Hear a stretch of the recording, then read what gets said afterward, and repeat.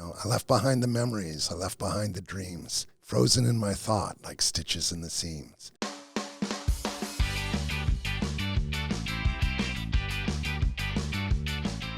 So appreciate you coming on. Yeah, making the drive out. Yeah, no, I'm really pleased to be here. And as I said, I enjoyed checking out your background and some of the similarities we have. Yeah. You were saying, okay, what was it? Just picture interviewing yourself in 40 years. Yeah. Just with all these different interests. What is your, North Star or guiding light in, following your passions and your interests? Because, self-described eclectic life you've lived. I guess a couple of things shaped it. One is I've always had interest in art and poetry and things like that, which was one side of me. And then there was also a very competitive side to me. But I had a racing crash on a motorcycle when I was 22, ended up with 11 hours of neurosurgery, a plate in my head, pin through 5 breaks in my right leg and a compound fracture in my left leg. It was a mess. It was in the coma for a few days. And, you come out of it and you're saying, wow, man, that's interesting. Here I am. And I thought to myself, if I died then, I wouldn't have regretted a minute of my life. I was so engaged in it. I thought, I got to try and live the rest of my life like that. And so I guess if there's a North Star, it's just that engagement. Right. I think that is where the action is, when you lose yourself, in the activity that you're doing. Right. Yeah. And it isn't about the result either. I mean, one of the things, there's a quote I always like by Emerson. It goes, "The people who stop at life's first success are the world's spiritual middle classes. Their stopping at success is proof positive." Right. Yeah. And it's like, to me, if you were to write an interesting book, maybe that needs to be written, maybe you call it Second Place. It's not the winners that have the only stories, in fact, most of the stories are somewhere else. And so I feel like our celebration of winners all the time doesn't necessarily celebrate the engagement that's going on. Right. Because it is, what we're implicitly celebrating, I guess, in the winners is, that their process worked. Right. So, but then it gets cheapened and into only looking at the result of the winner, as opposed to, all the hard work that everyone put in, but this guy ended up on top. Right. But yeah, that's a good book title, because surely a lot of art is created out of, losing in a big way. Yeah. Exactly. And a lot of philosophy and all sorts of other things. I mean, I saw your interview with Al Unser Jr., right? Which is very cool. And I always liked Al. I actually raced against him at Laguna Seca in the BMW M1, and he was in a BMW M1. But he was 17 and I was 31, right? So he was a kid. Right. And I was sitting there going, this kid's fast. Yeah. and I was so pissed. He outqualified me, of course. But I'm right beside him on the grid, and for about 20 laps, I'm just trying to stay with him and looking where he's got some weaknesses and stuff. And the corkscrew, the famous corkscrew, I managed to make a pass on him in the corkscrew, right? Ooh. And I was like, oh my God. And then you come down and you've got the hairpin going onto the front straight, or the 90 degree. Yep.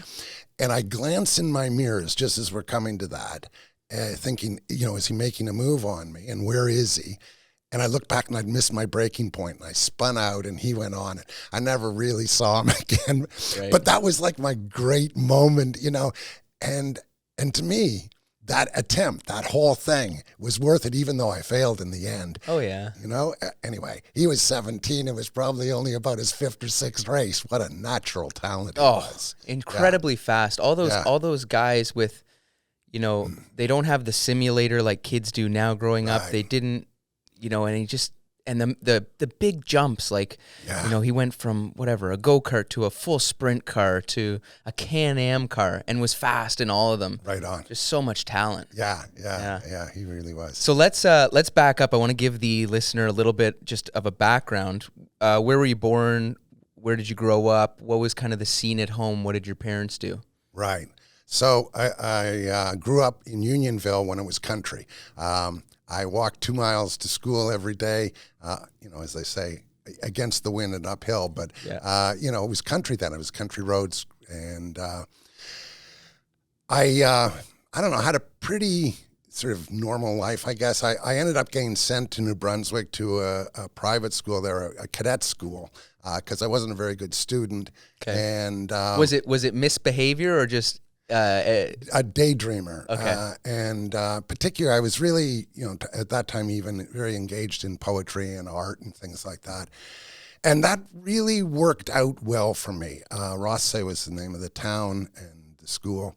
And I ended up doing really well there. I did very well in English. I started to do well in my classes instead of so poorly. And that was great. Went to university, dropped out after a couple of years. I'd had an art exhibition. I'd put on a folk festival.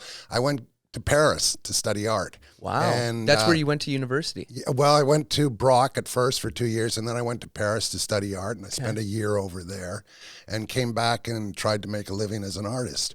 And like oil paintings? You got it. Yeah. Exactly.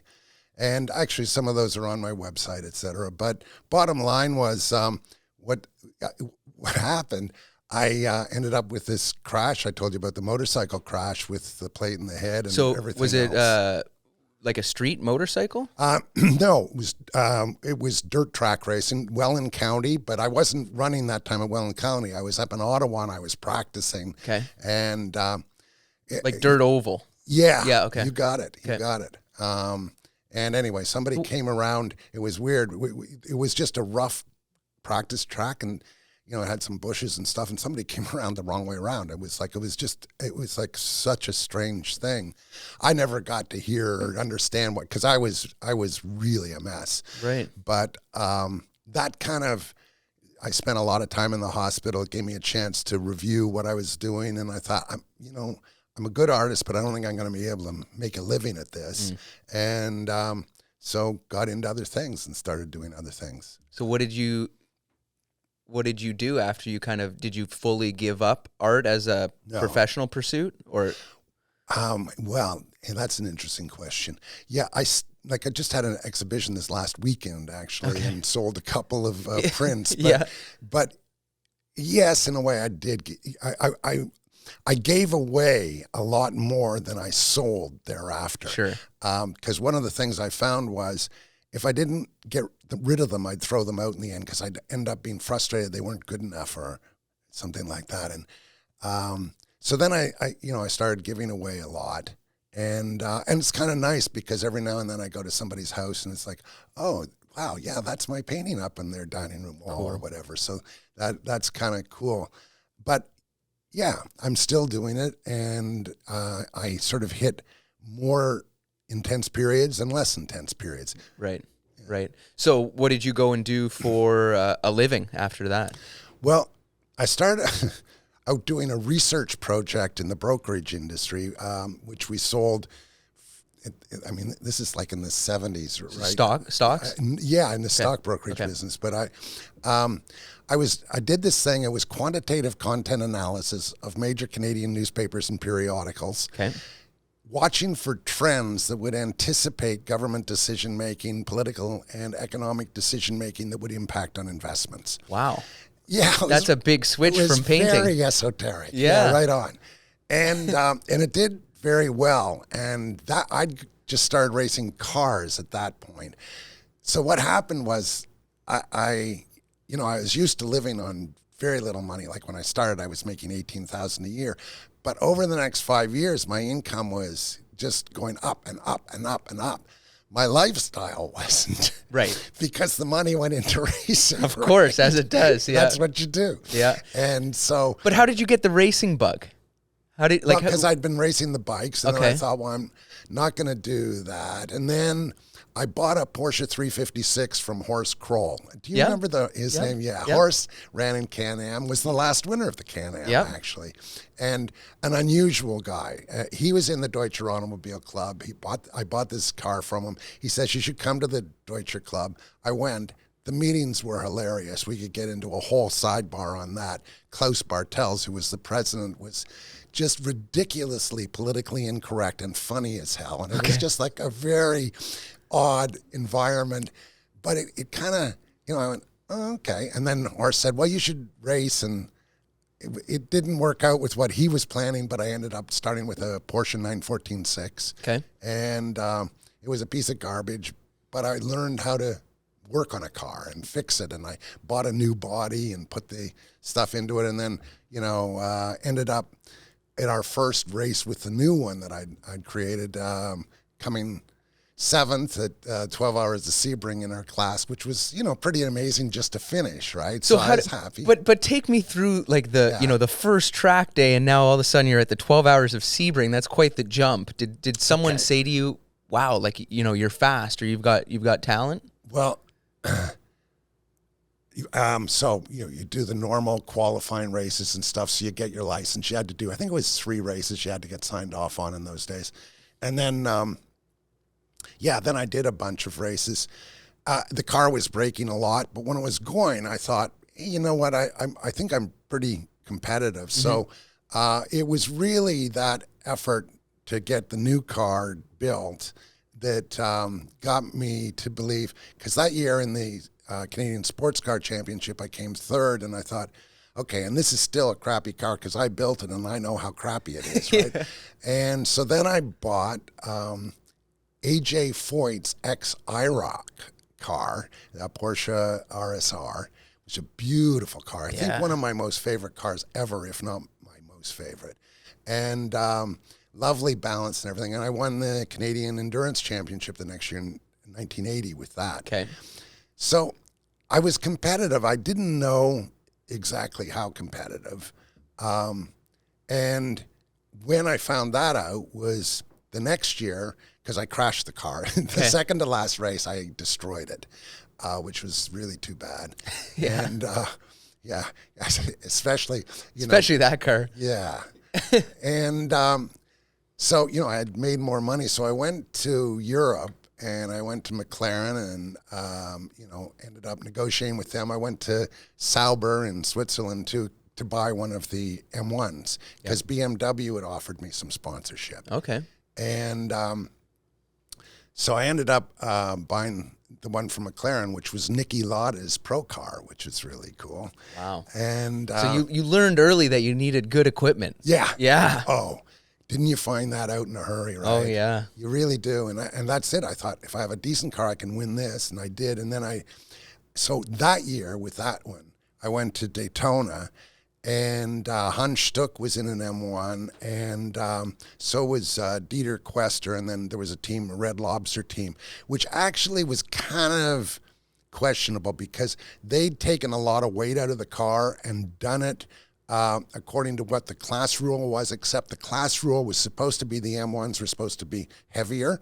So all of our cars were there, theirs wasn't, and then they changed the rules. Well, we couldn't take all that weight out at that point. So there you go. Yeah. So bottom line was, though, I qualified 3rd after Stuck and Red Lobster, and they were impressed. And so BMW factory invited me to race LeMans with them.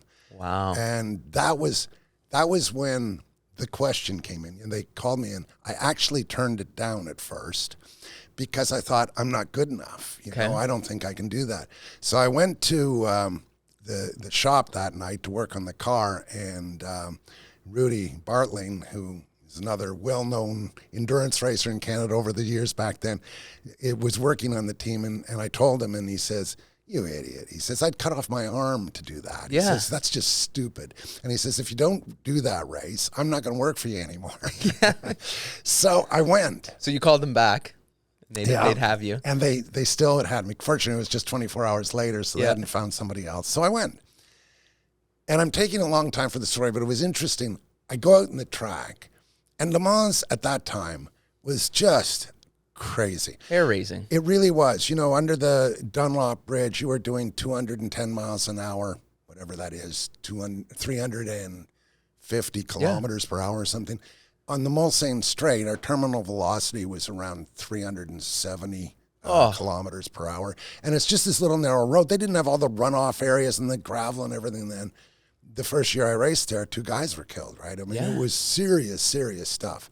So I go out, And after a few laps, like I'm 10 seconds slower than Mark Sir, who's my teammate, and I'm come in and I know I got a problem, man. And my problem is I can't go through the kink flat out. I just don't have the balls. Right. Yeah.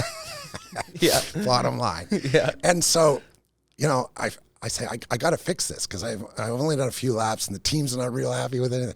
And so I go out there and I make the intellectual decision, flat out through the kink on the Mulsanne. And I use every muscle in my right leg trying to hold it down because it just seems to want to come off. And I go through and it's just that little bit skittery. And at that speed, it's just crazy. And my heart's going about 180 or 90. And then, you go around, but I see the numbers at the pit and I've dropped 7 seconds. Yeah, there it was. Yeah. And so I do that 3 more times, but I'm going, I don't think I can do this. So I come in and hand it over and I'm sitting in the back of the pit, sitting on some tires, and Hans Stuck, who I think was the greatest sports car driver in the world at that time.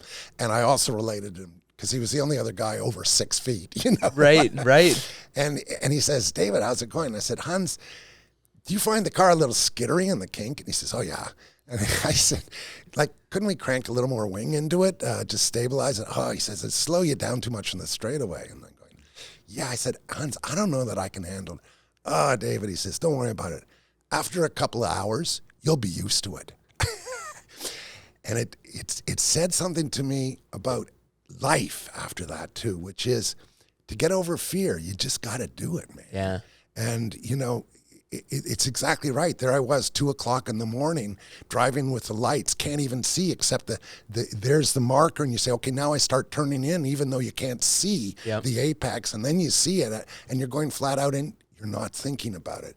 So I that was an incredible experience, and I was thrilled. There were 6 drivers on the team, and I ended up 5th fastest.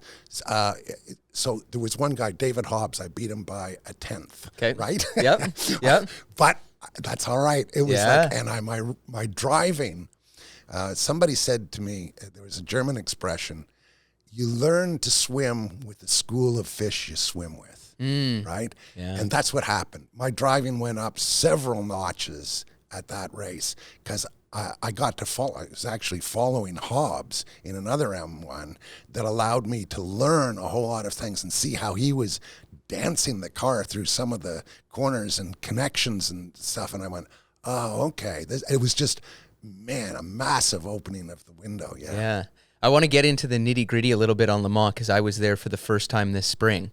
And we took, it was for the Le Mans Classic. Right. And we took the 64 GT40. Right. And I, I knew there wasn't going to be a lot of track time. I didn't know the track, so I spent a whole whack of time on the simulator to just, try and get that figured. First session, I can go out and I can drive the car hard. You didn't have a simulator going into that. Did you have enough practice time to get comfortable? No. It was terrible. I was kind of treated like a fifth wheel in it. Sure. And so I had 5 laps, and then I had an additional 6 laps, and then that was it before the race. But there is a whole other funny story. A brother of mine who took 36 hours practically traveling over through all sorts of travel delays and stuff, not getting any sleep. You stay in a chateau when you're there, right? They always rent those out to the teams. And so we actually didn't get the chateau. We got what they called the farmer's house about 150 yards away from the chateau, because with my other Canadian compatriots and my brother. He got in late. He stayed up drinking. It was the night before the race. Yeah. I didn't. We had a big room, and there were French windows and French doors. And in the middle of the night, my bed, which was near the French windows, I woke up and I was cold, and I thought, And I thought, the windows were open. So I went to close them, and I looked down, and there was a naked body on the ground about 15, 18 feet below. And it was my brother who'd wanted to go to the washroom at night and went out the French windows instead. Oh, my goodness. So I went running downstairs, and, his face was all bloodied. He's on a bad angle. There was one arm that was clearly very broken, and there was just this mess. So I went running up to the main chateau, banged on all sorts of doors to find the team doctor to make sure that there wasn't spinal damage, right? Yeah. So I get him. Of course, you can imagine how popular I was banging on the doors the night before the 24-hour race, at any rate. So I get him. He says he's okay. We take him into the hospital and drop him off. During the race, for the first hour, hour and a half, 2 hours that you're out, that I was out, every time I went by the pits, I said, "Here's to you, Doug, and F you, Dieter Stoppert." Dieter Stoppert was the team manager who'd only given me that many laps. Right. And I came in, and I'd spent the entire 2 hours doing exactly 4-minute laps. I wasn't 9/10 different on any lap. I was just like absolute clockwork. Yep. And the team treated me very much better from there on in. Oh, I'm sure. And it was like, but it was anger that was playing a part too. Do you know? And it's an interesting thing. Like if you can control your anger, you can use it effectively, but you gotta sort of control it and channel it, you know? Oh yeah. Yeah. Yeah, it's certainly easy to get angry behind the wheel. You know, someone rubs you, or something breaks and you got to start at the back, and you're on a tear, right?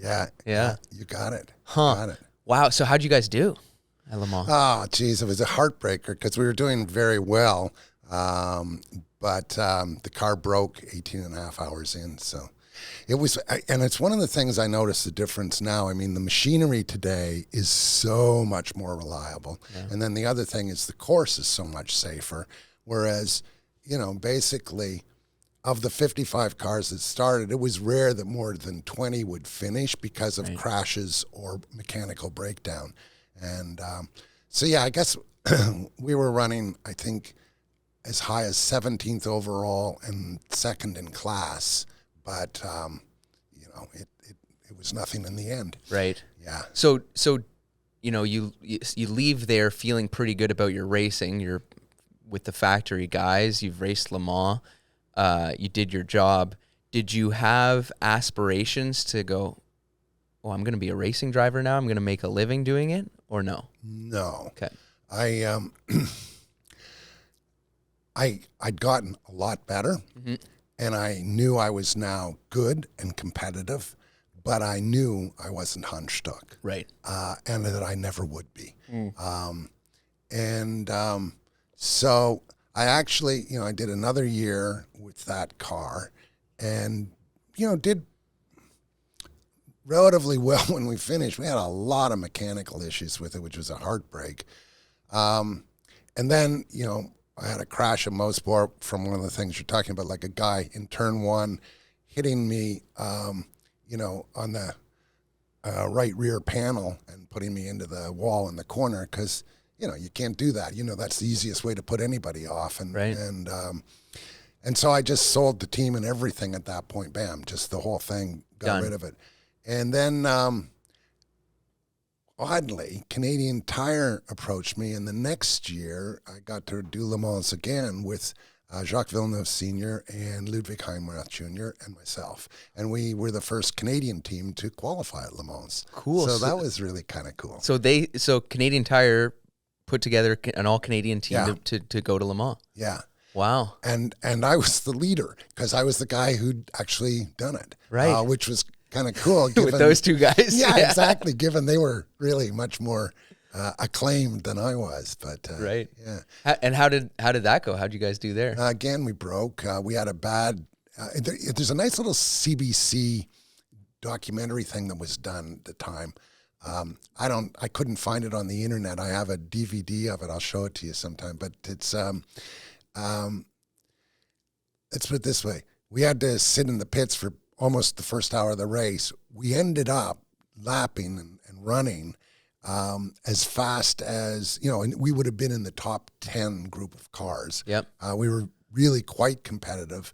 And I was really happy because my times were very much competitive with both of them. And so that was great. And we were, we went from dead last because that's where it started to, I think it was 38th. So we were making up at a hell of a rate. But again, it broke in the middle of the night.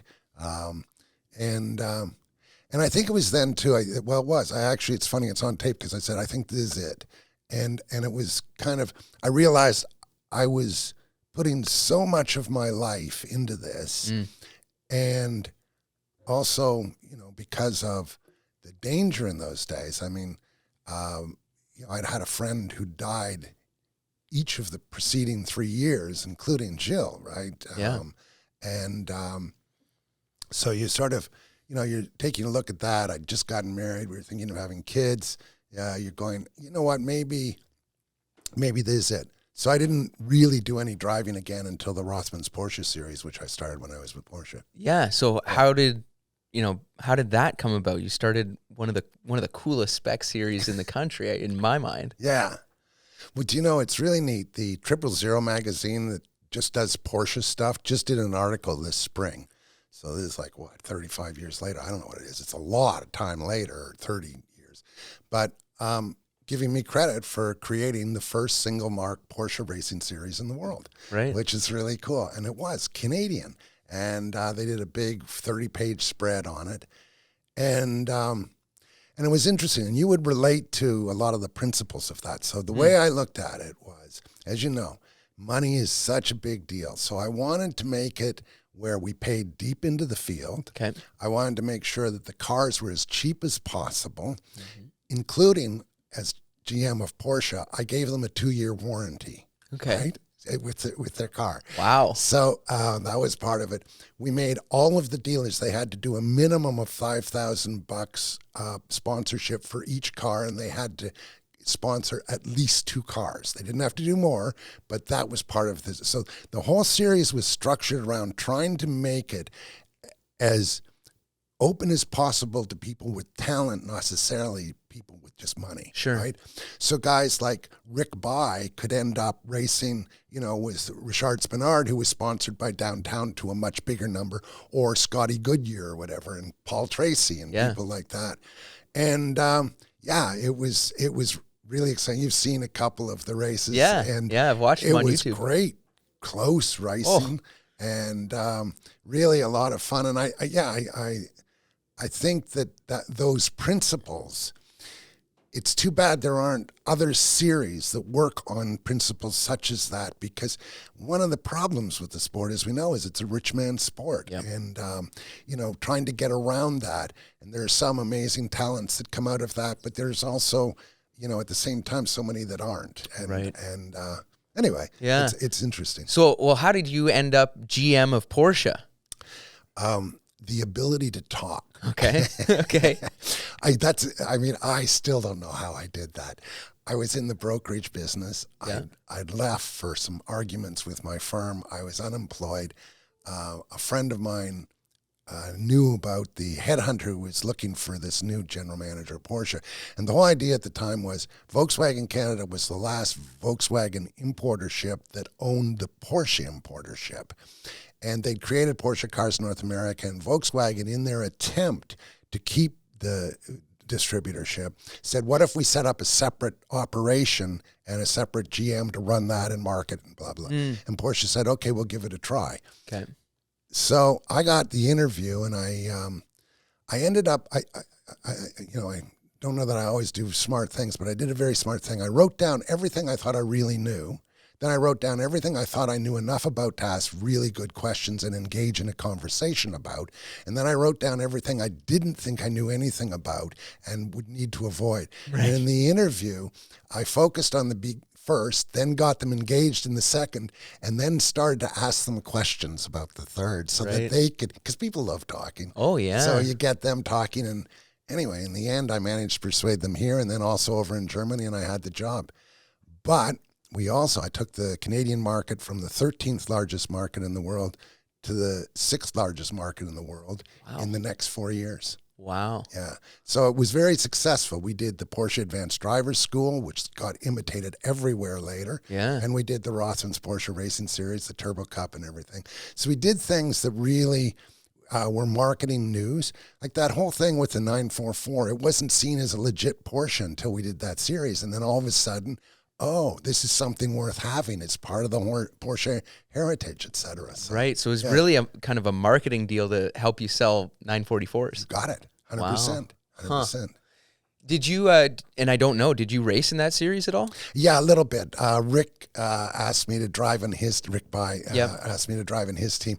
I have to say, you know, we're talking about mechanical advantage. Let's say I don't believe my car was prepared as well as Spinards? or several other people.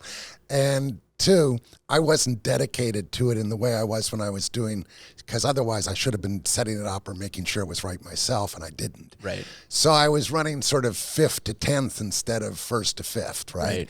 And in the end, I realized my ego couldn't handle it. It's like, because I'd been a little higher than that, it just, I wasn't enjoying it the same way. And because I thought, yeah, people are sort of going, oh, so he's the great Dave Deacon, eh? Oh, yeah. Do you know what I mean? Yeah. No, that's tough. Going back to LeMans, I just thought of this. How did you share a ride with Heimrath, who's, 5'5" or something? No. So Ludwig Jr. is taller. Oh, okay. But Jacques Villeneuve was very short. Right. And you're right. It was brutal. My compromised positions in race cars were wild. And in that M1, I was like, it was ridiculous how crunched up I was. My knees were completely bent. I mean, but it was something I was always used to because I never fit in anything, right? Right. I'm 6'5", so it's like no car fit me. No. I guess it's better than the alternative, getting in, a car that's set up for you. I wouldn't be able to reach the pedals. Yeah. Yeah. As Jacques said, well, for me, it's a problem because they put so much foam behind my back. Right. Because there had to be some kind of compromise there. Right. He didn't feel that I had enough of one.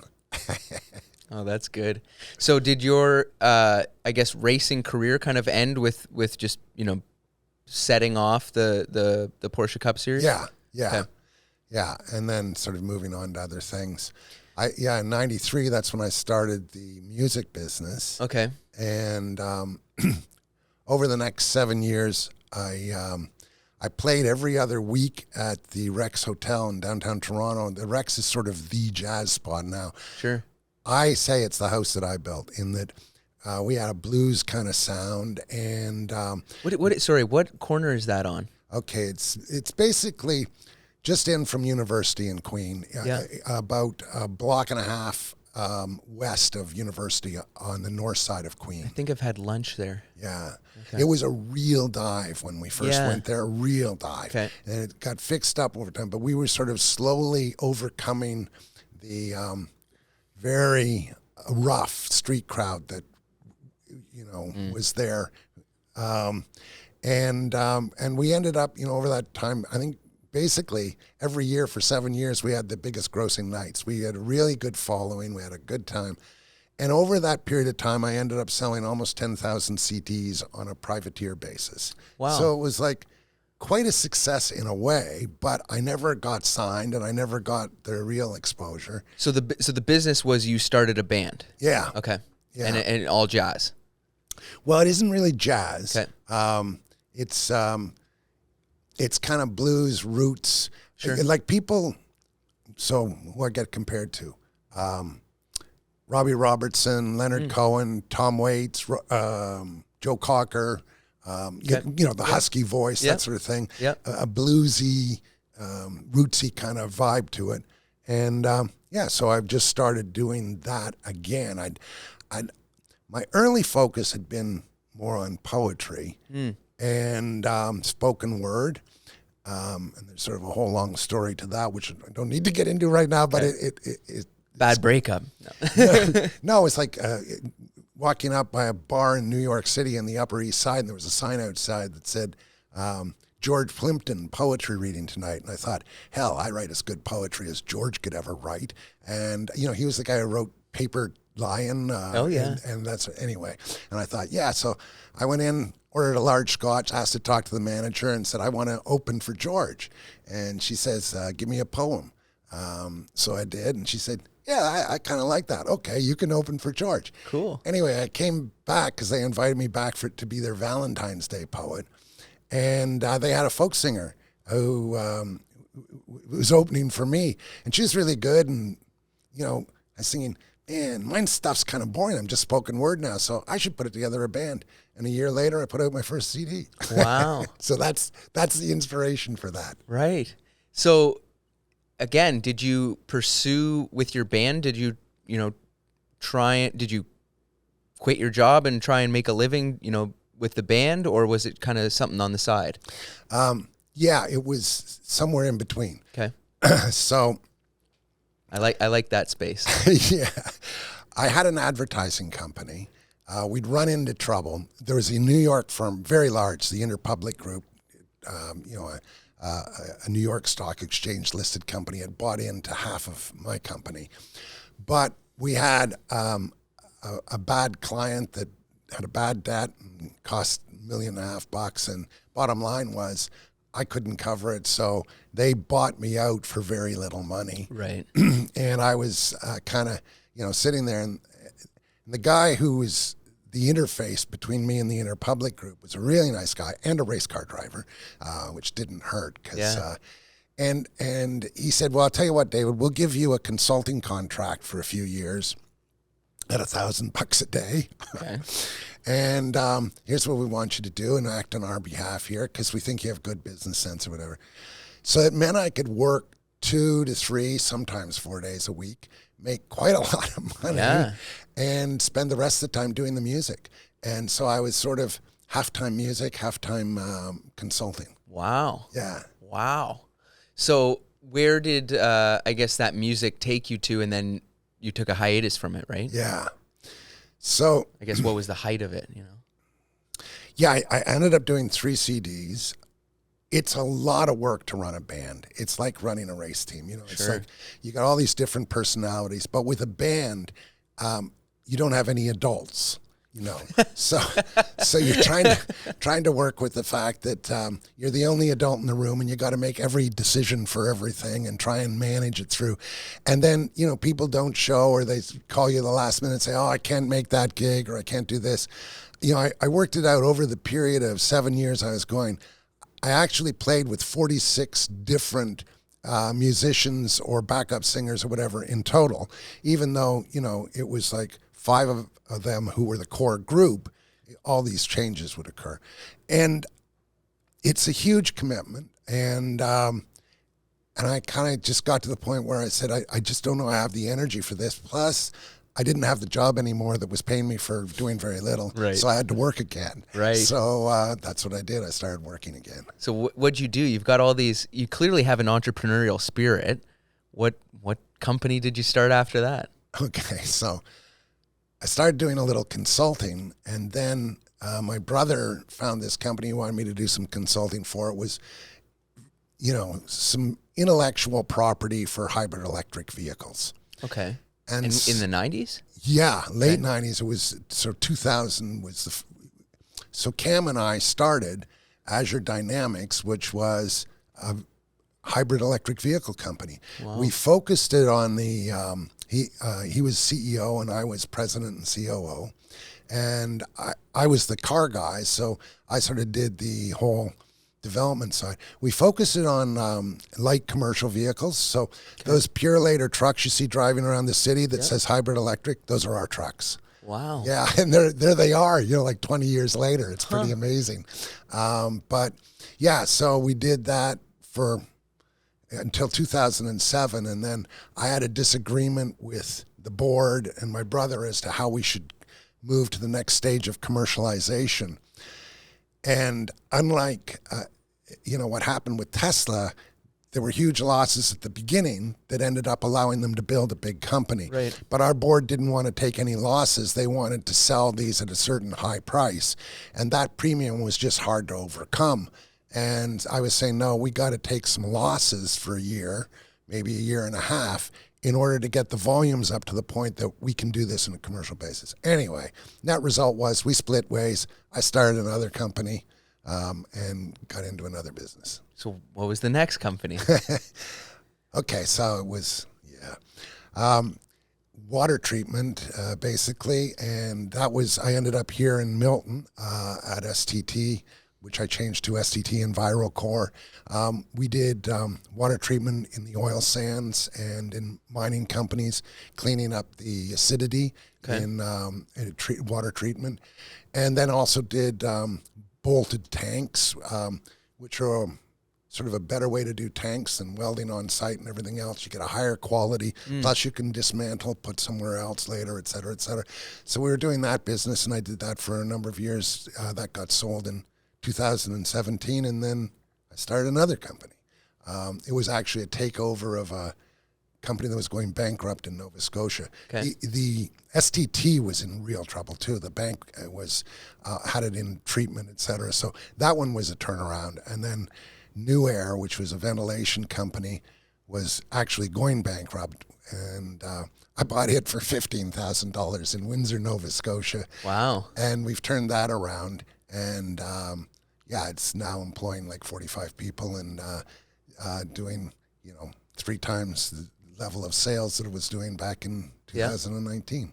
And it's an air treatment company? It's air ventilation. Okay. So nowadays with sealed homes, Yep. All your air source, exhaust and input is one place. Right. So you have either an HRV, heat recovery unit, or energy recovery unit, so that you don't just send out hot or cold air and lose the value of your air in the home. Right. And so that's what it's focused on, ERVs and HRVs, and yeah. Wow. And then you just sold that company? Yes. Okay. Yeah. Okay. So what are you doing now? Well, I'm still doing consulting for them. Okay. And then a buddy of mine has a company that's in a little bit of trouble, and so I've been helping him out a bit because I'm now have a bit of a reputation for turnarounds. Right. But what I'm really doing now is the music and doing a little more painting as well. But really, I've been very focused on the music. It's a lot of work, actually. Like, we just released the first new album in March of this year. We're now at over 400,000 views on YouTube. So wow. That's not bad. Yeah. And I'm just about to release the second one. So out of the two, it's 18 songs, right? Okay. Which, that's a lot of work to write and record and go through the process of getting that done. So that's what I've been doing for basically the last 3.5 years, is getting that work done. Wow. So for you, the music, is it mostly on, the writing the lyrics side, or are you involved also in, the entire band? Yeah. So the difference this time is I used to always write the lyrics and sometimes come up with the melodies. Now I'm doing the melodies and the lyrics. Okay. But my guitar player is who does the arrangements, because I don't have any musical training, and he's really very talented. And so he's been doing the arrangements. And so what I do, once I've got something written, is I just sing it a cappella into my telephone and send it to him, and then he says, how do you like if I put it together this way, or what about that? And we go back and forth, and then we go to the studio and lay it down. Cool. Yeah. Very cool. So in this day and age, I'm sure music has changed a lot. Is it a lot more focused on getting, content out as opposed to finding gigs? Yeah. Well, it's a combination. Yeah. So I'll put it this way. I've decided this time around it's going to be about getting content out. Okay. Because I don't want to schlep around sure. making, $200 a night in staying in crappy little motel rooms and everything and trying to build an audience that way. Right. Either I'm going to get it heard, as I'm working at doing very aggressively now, where it builds enough of an audience that we can actually get paid properly to play live, and then it'll be worth it. One of the things that's kind of sad about how music has gone today is artists have really, other than the really big ones like Taylor Swift, who can call her own tune with Spotify and others and make them pay whatever she wants in a way, because they need her more than she needs them. Right. But otherwise, the money is really crappy, and they try and keep it that way. Spotify in particular, I shouldn't be saying that, but it's tough, man. They don't pay me. So. And the bottom line is that you got to get to a certain level before you'll get paid by them, anything meaningful. Right. So there's investment up front on the marketing side, on a PR side, and that's what I'm doing. And I got a really good team who are helping me on that. And Slammin' Media is the name of that group who are handling it for me. And as I said, we're getting some great views. We're now starting to get traction on Spotify too. And I think if we can really do that, that's what's going to crack it. And now I'm starting to get a bit of American radio play, just a little bit, but I got a guy now who's going to be marketing that for us. Cool. And yeah, we'll see what happens. Oh, that's good. Yeah. That's good. Yeah, that's you know, so many different jumps, and it's funny the balance between, and you kind of hit the nail on the head with, you know, pretend you're interviewing yourself, because, you know, I work my butt off at the racing, and I want to make it, you know, economically viable. I want to, you know, have enough sponsorship to pay for the whole deal. You know, you're always going to spend all the money you have, but, you know, have it paid for, and then also always have, you know, 2 or 3 different irons in the fire to try and, you know, make a living and keep your family happy. You're right on. That's exactly right. I think as well, though, and it's interesting because I'm sure this will be true of you. I think for anybody who's engaged in things like that, the fact of the matter is you're going to be subsidizing it in some way, either with the amount of hours you're putting in or the money you're adding into it.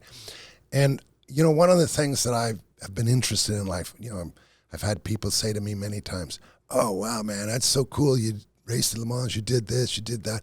Wow, that would be a dream. I'd love to do that."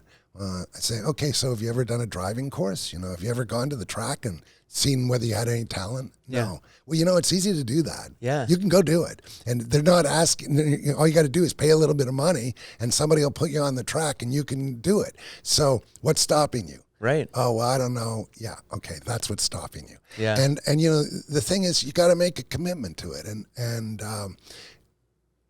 you know, it's interesting. I was thinking about, there is a similarity between artists, racers, other people with passions like that. And that is, in the end, the money is not the deciding factor. No. It just simply isn't. And I could have made more money in my life. I could have kept more money in my life. But what I haven't done is miss living any of my life. Right. Do you know what I mean? And you know, so whether it's music or racing or, you know, any number of other things, I didn't miss the opportunity when the door was open to try it. Right, right. And do you think, you know, because there's this whole school of thought, and it's not right or wrong, but, you know, the way you've lived your life, and I try to, is there's this school of thought that if, you know, you've got this passion, you have to quit everything else and go all in for this passion and make a living at it. And, you know, it might or might not work, but regardless, you're going to end up living on a couch for a bunch of years. You know, I think you might have advice to the contrary. Yeah, you know, it's one of the things I find amusing sometimes is, you know, when they're interviewing athletes and they've just won something and they say, "So see, this just proves, follow your dreams, do everything, work hard, you'll get it." Yep. Well, no, that's not true. Yep. The second place thing I was talking about before, you know, there's one person who's got first place, one man or woman who's got first place. And then there are, in any given circumstance, you know, 25, 30, 40 other people who don't. Right. And who may never, but that doesn't mean they can't get the incredible joy and engagement that is involved in being a participant and trying their best. And, you know, when Silken Laumann came third in the Olympics after she'd had her leg cut in half 6 weeks before, right, was that bronze medal that you could see that, I mean, she won it by about 3 inches, you know, it was like, and she just gave everything for that. Was that any less accomplishment than any other medal at that Olympics? I don't think so. It was interesting, the head of the Olympics that year, actually that was the only medal ceremony he gave the medals at, because he wanted to honor her for what she'd done. So it isn't just about winning. It isn't just about money. And it's a balance of what are the things that work in your life is, you know, because as we said, I mean, in racing, not everybody's going to be Lewis Hamilton, you know, it's, but it doesn't mean they're not, you know, fully, I mean, watch any race and see the amount of commitment and how good and how talented and how extreme the skill level is and say, okay, well, there aren't a lot of people who are going to be able to do that. So let's get it easy. Doesn't mean you don't do it. It just means, don't throw your whole life into it. Have some sense of who you are. That's why you said, because actually Canadian Tire offered me that year a sponsorship, a big one, that would have paid me $250,000, and I turned it down. And I did because I knew I didn't have the talent to run at the level that they would really need the results at. Right. And I think that realism needs to be part of our lives. 100%. Yeah, 100%. And what I love about, your process with the music and how you're going about it and how you've done the racing too is, a lot of people can be enthusiasts and never really put themselves up against the market and see, the true value of the thing.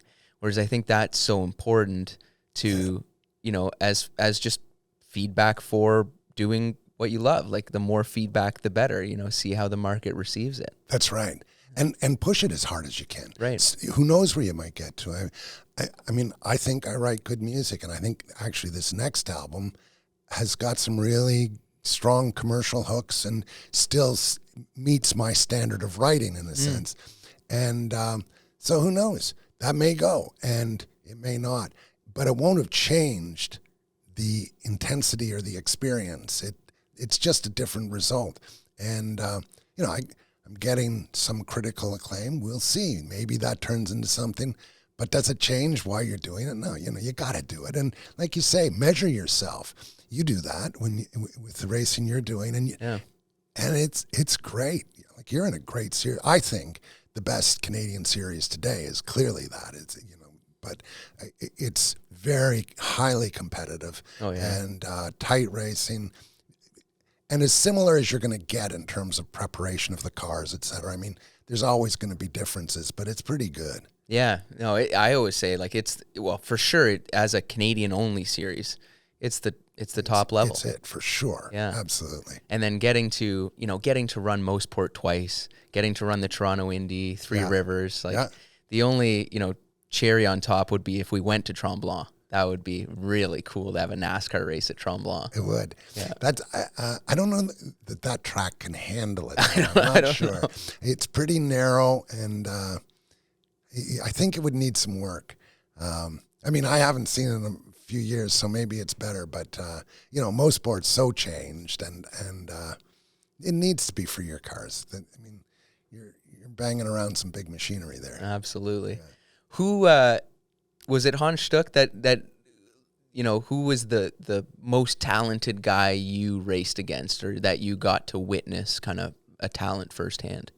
Yeah, Hans. Yeah. At Daytona, and when we were running those M1s there, and as it turned out, I ended up hooked up just behind him as I came out on the track, and so I started following him around, and you got that infield section, and then there's a left-hander up onto the banking, right? And in that left-hander, he went through in a nice smooth drift.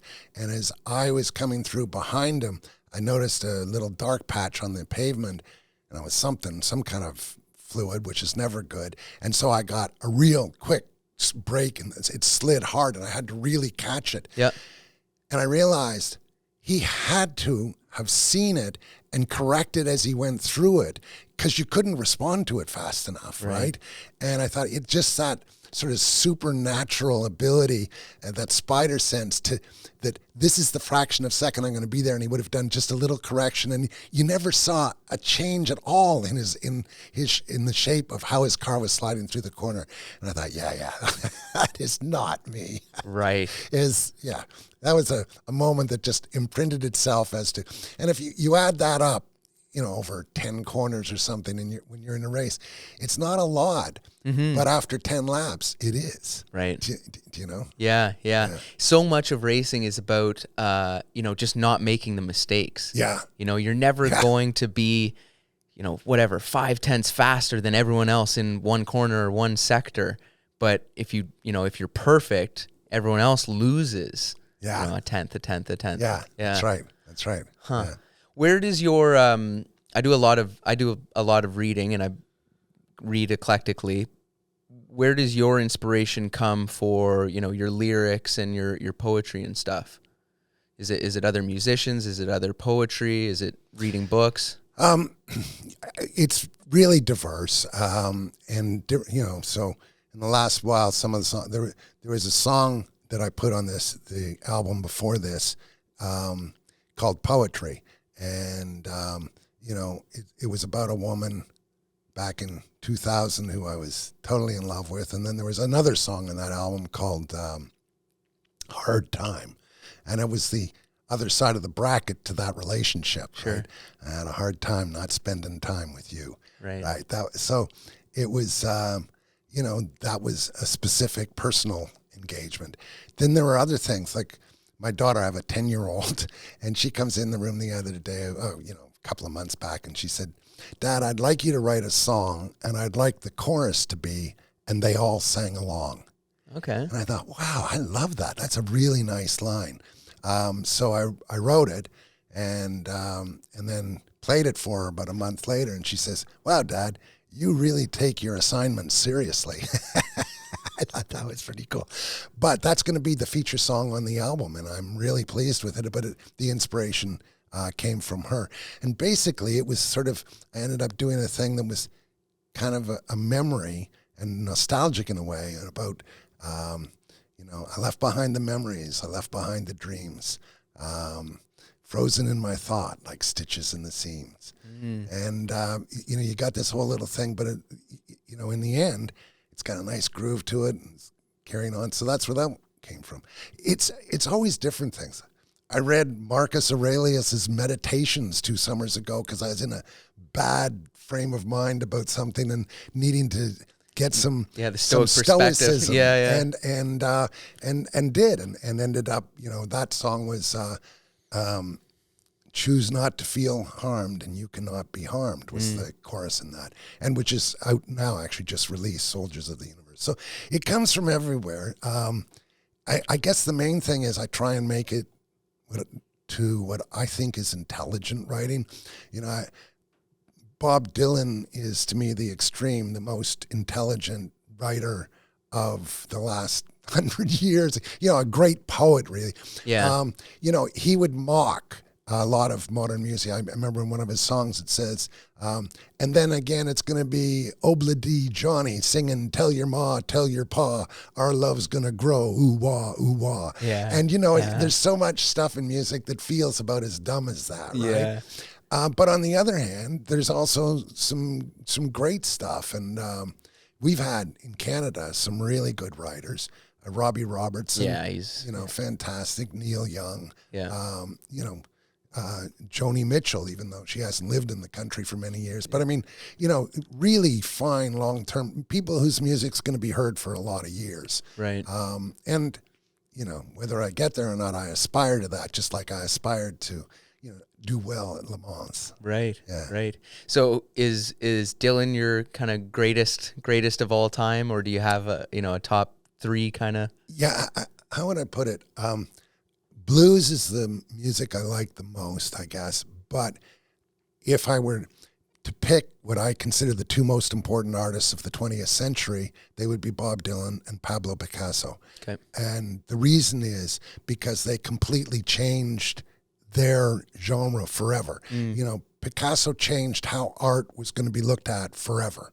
And Dylan created lyricism in music as the new poetry. Which, in a way, the good rap is the same thing, man. Yep. Good rap, good writing in rap is poetry. There's a lot of crap out there, just as there is in other pop music, but there is some very, very good stuff, too. Yeah. And so Dylan, and in fact, Dylan was one of the first guys doing spoken word. There's a song of his, if dogs run free, why can't we across the swamp of time? Yeah. My mind hears a symphony and melodies that rhyme. It was spoken word. It was a beautiful little piece. And, the breadth of his work was genius. Yeah. Yeah, absolutely. Huh. So I was asking you earlier if you still follow racing, and you're saying pretty much just Formula One. Pretty much. What are your thoughts on the current state of affairs? Well, a couple of things. One is, if you took Max Verstappen and Red Bull out of it, just those two, this would be one of the greatest years of Formula One racing ever. 100%. It's unbelievably good. This last race in Singapore, where they finished all in 2.5 seconds, the first 4 cars. It was wow, that's fabulous. And, at the same time, there's the element of you do have to appreciate Max's dominance and his ability and, what he's doing with that car. I do take what Lewis said. I don't think Sergio was ever, like a Nico Rosberg or Valtteri Bottas who could compete at the same sharp end. George Russell, for example, is awesome talent and probably a future world champion, and he's on Hamilton's team. I think Lando Norris, Charles Leclerc, George Russell, all could be there with Max and splitting races with them. Yeah. The only sad part really is the complete dominance of the car when the others are so much more competitive. But, hopefully that'll get caught up a little bit more next year. Certainly, that Singapore race was as good a race as I've seen in a long time. That was awesome. Really awesome. Yeah. You always, it's always, as a fan, it's always, it's dominant. Like when I first started watching Formula One, I remember will Schumacher ever lose? Will he ever lose again? And then now it's nostalgia for that dominance. It was so impressive to see, right? And I think people will look back on these Max years and go, man, they really had it going on. Yeah, for sure. And, like we were saying, though, before, to me, there's another element to it. Sterling Moss lost a world championship because of his gentlemanly behavior, where he supported the guy who ended up winning it not being disqualified from a race. Yep. If you look at Schumacher or Prost or Senna or Verstappen, all of them have pushed people off the road, have taken what we know as other drivers are very aggressive tactics and very dangerous tactics.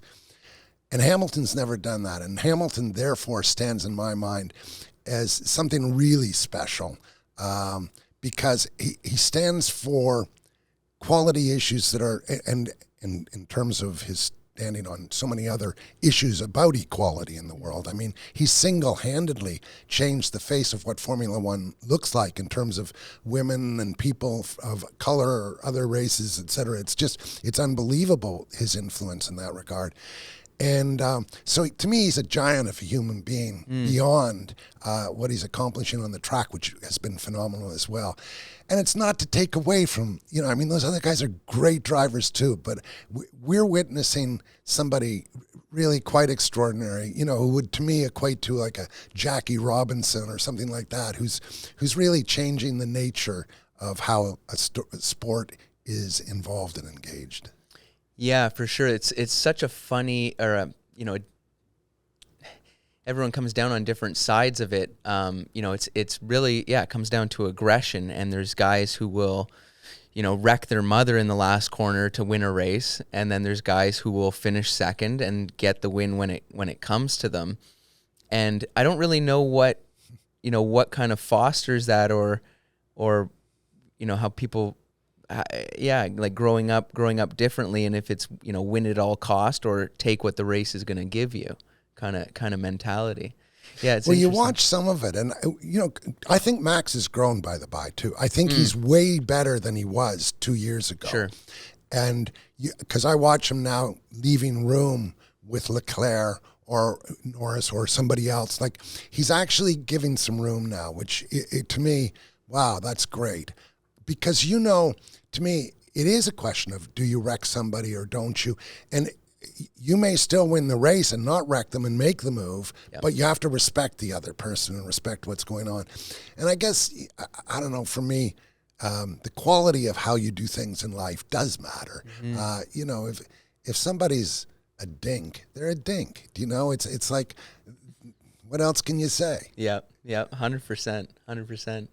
I ask all my guests a piece of advice, and I think you'd be a great person, to give advice to, say, I'll paint a little picture here. Someone's coming out of school, or they're beginning their professional career, and they really want to follow their passion and make a living doing that. What kind of advice would you give someone like that? Not to shirk the work. Okay. That's the most primary thing. I basically had two jobs my whole life, all the time. What I was doing to make a living and what I was doing with almost every other second of my day, right? And so that's how I think you can still follow your dreams without sacrificing your life financially completely. And but if you want to go partying all the time, you're not going to get that done. You know where you've been.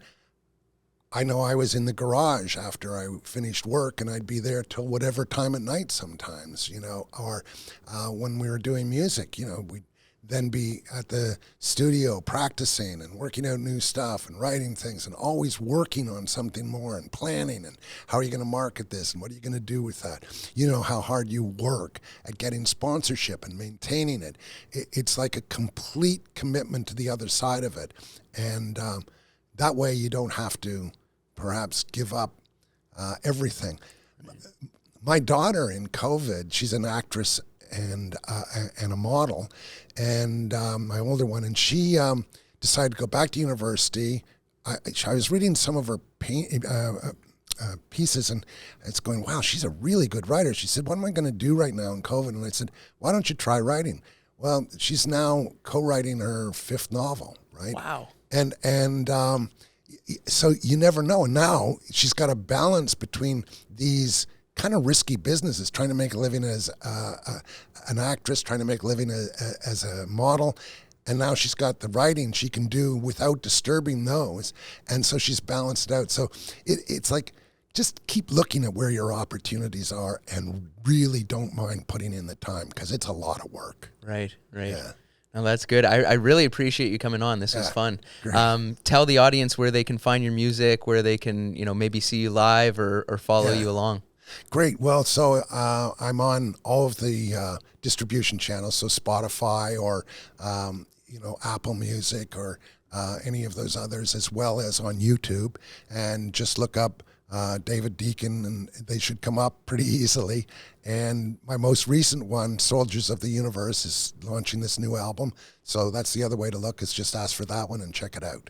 Good. Well, we'll play some of your tunes on the outro here. All right. Thanks very much for inviting me. I really enjoyed this. Oh, it's a pleasure. Great. We'll do it again. Take care.